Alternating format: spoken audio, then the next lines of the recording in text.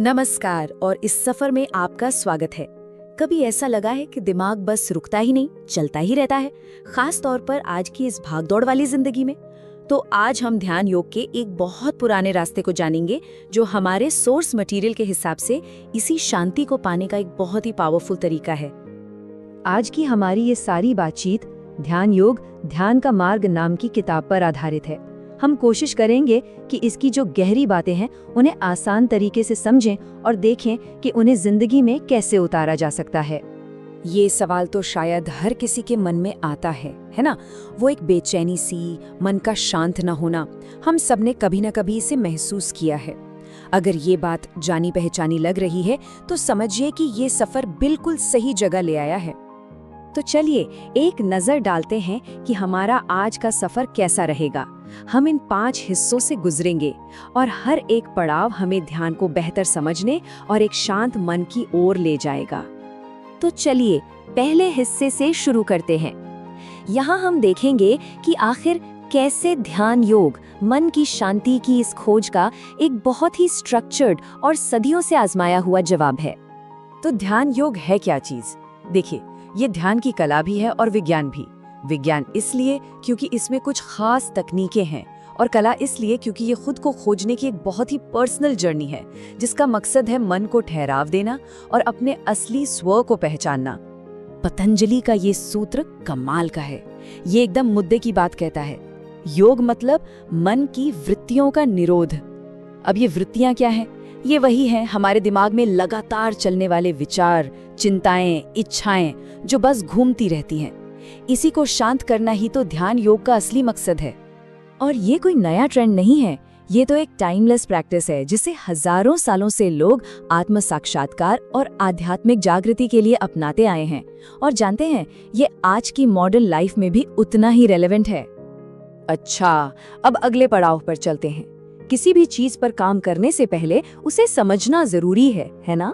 तो अब हम बात करेंगे उसी चीज की जिसके साथ हमें काम करना है, यानी हमारा अपना मन। योग दर्शन के मुताबिक हमारे मन की 3 मुख्य परतें होती हैं।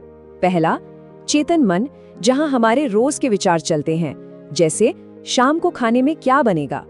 दूसरा, अवचेतन मन, जहां हमारी पुरानी यादें और विश्वास जमा होते हैं। और तीसरा है अचेतन मन, जो हमारे सबसे गहरे डर और इच्छाओं का घर है, जिन्हें हम खुद भी ठीक से नहीं जानते। और ये समझना बहुत जरूरी है कि मन सिर्फ सोचता ही नहीं है। कई बार जब हम शांति की तरफ बढ़ना चाहते हैं तो यही मन रास्ते में रुकावटें भी खड़ी करता है। जैसे ध्यान करने बैठो तो मन कहता है, अरे ये तो बहुत बोरिंग है, या ये मुझसे नहीं होगा। पर हमारा मन है भी बड़ा कमाल का। इसके अलग अलग काम, जैसे सोचना, महसूस करना और अपनी भावनाओं को काबू करना, इन सब को समझना ही ध्यान के अभ्यास में महारत हासिल करने की चाबी है। तो अब थ्योरी से प्रैक्टिस की तरफ बढ़ते हैं। चलिए अब देखते हैं कि इस रास्ते पर पहले कदम कौन से हैं जिन्हें उठाया जा सकता है। हमारी सोर्स मटेरियल में कई सारी तकनीकें बताई गई हैं जिनसे कोई भी शुरू कर सकता है। जैसे अपनी आती जाती सांसों पर ध्यान देना, किसी शांत करने वाले मंत्र को दोहराना, मन में किसी शांत जगह की कल्पना करना, या फिर अपने शरीर के हर हिस्से को महसूस करना। लेकिन देखिए, तकनीक से भी ज्यादा जरूरी है कंसिस्टेंसी, यानी रोज अभ्यास करना। ध्यान के फायदों को महसूस करने का असली राज यही है कि एक रूटीन बनाया जाए, और हाँ, उसके लिए खास जगह भी, घर का कोई शांत कोना जहाँ कोई डिस्टर्बेंस ना हो। और ध्यान में सांस का रोल तो सबसे बड़ा है। प्राणायाम यानी सांस पर ध्यान देने का अभ्यास। यहाँ प्राण का मतलब सिर्फ हवा नहीं है, बल्कि वो लाइफ फोर्स एनर्जी है जो हम सबको जिंदा रखती है।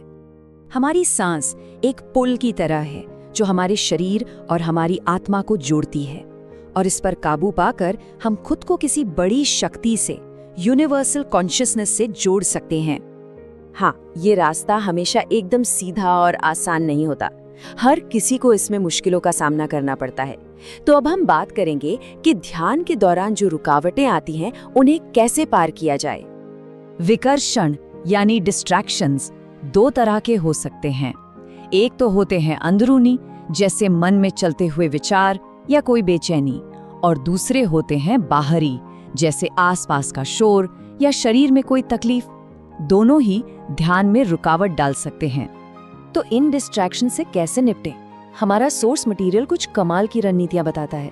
अपने विचारों को बस देखें, उन्हें जज न करें।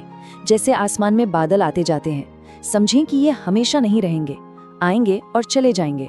और जब भी मन भटके तो प्यार से उसे वापस अपनी सांस जैसे किसी एंकर पर ले आएं।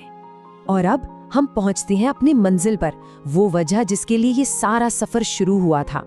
इस अभ्यास का आखिरी मकसद क्या है?